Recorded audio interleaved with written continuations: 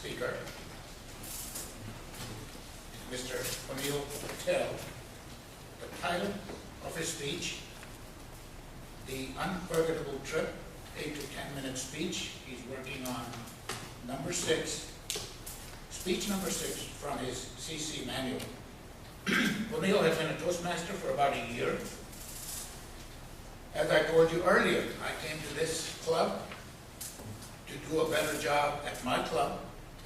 O'Neill was so wonderfully helpful to me, and we changed our name from a dying club to the most up-and-coming club, because we are copying everything that the most talented club is doing. Mr. P Patel.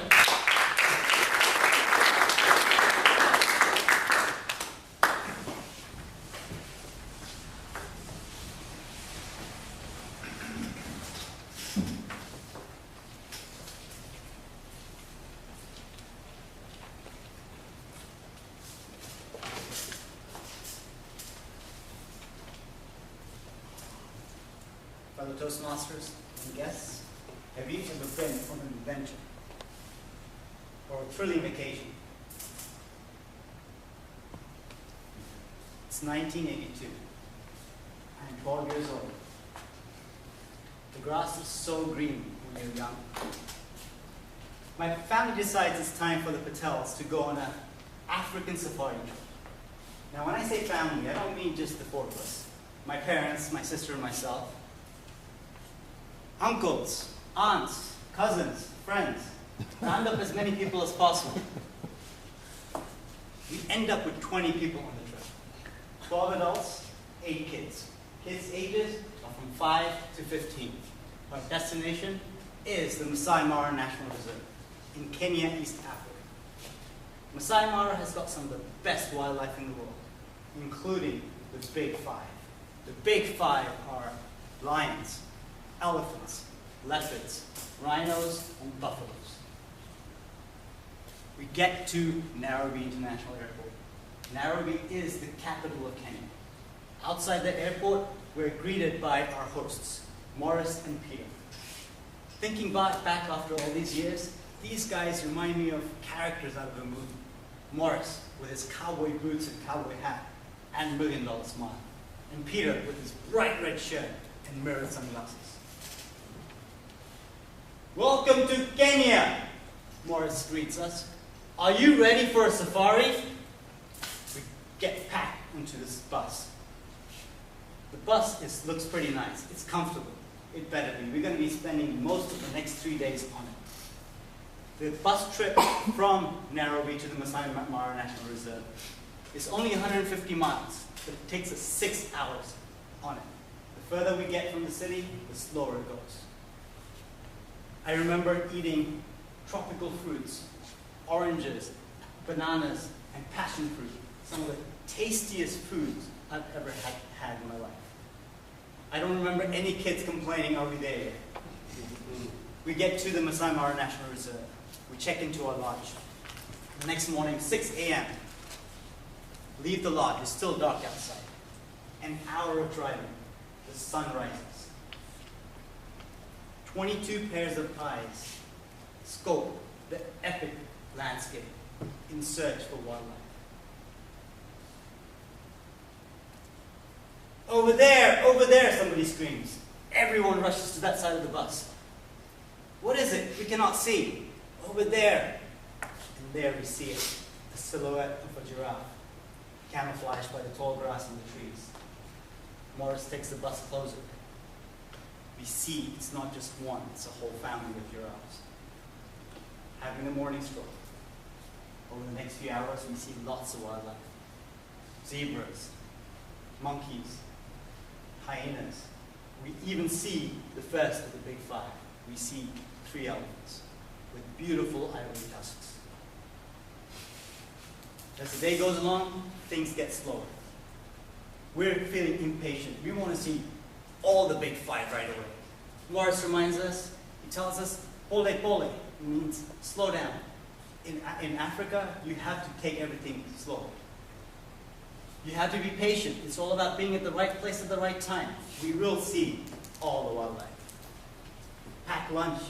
I don't remember having packed lunch that good at school.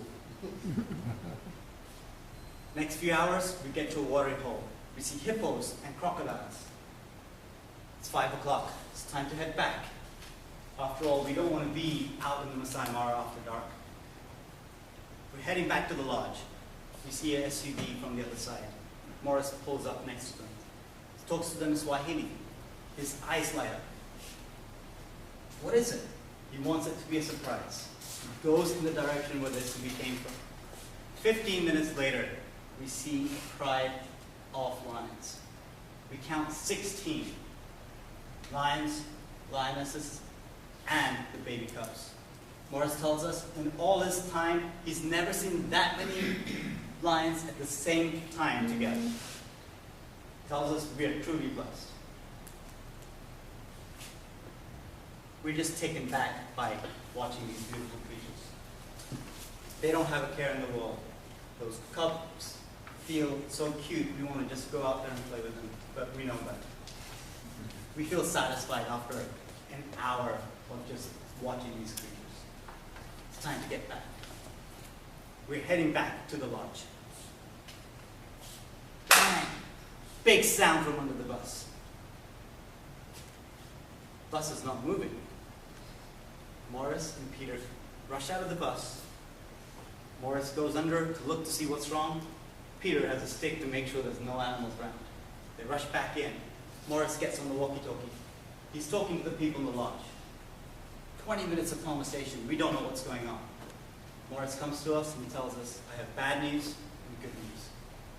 The bad news is we're stranded. No one's going to rescue us tonight. We're going to have to spend the night in this bus. But the good news is we have plenty of food and water for us to make it through the night.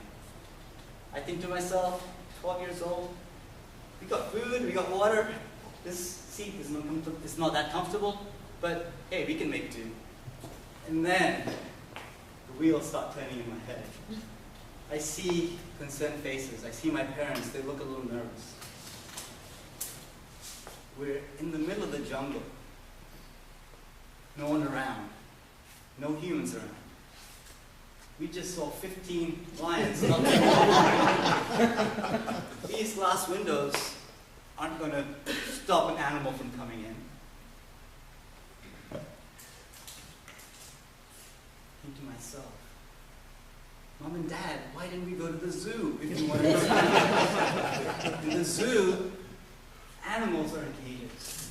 And then another thought gets in my head. Now, we're in a cage, and there's animals all around us. We are in the wrong place at the wrong time. Morris and Peter can feel the anxiety. They come over. Morris says, do not fear. Everything is fine. This kind of thing happens all the time in Kenya. I don't believe him, but he's trying to make us feel good. He tells us that if you fear, the animals will smell the fear and come and attack us. So basically, that evening, our parents, we just huddle around. We talk about the wonderful day we had.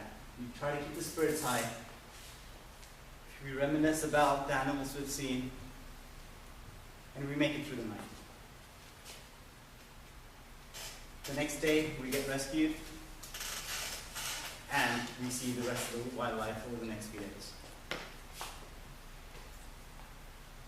I've been very lucky that I've lived in many different places, and I've had vacations in many exotic places.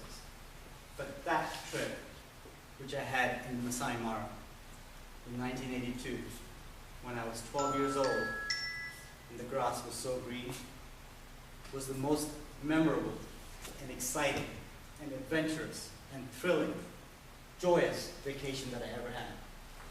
And even now, when I close my eyes, I can clearly see those wonderful creatures.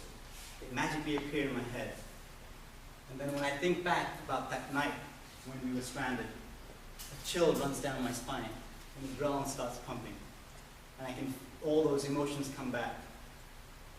Those emotions fill my heart with joy, and that is why that trip was an unforgettable trip for me.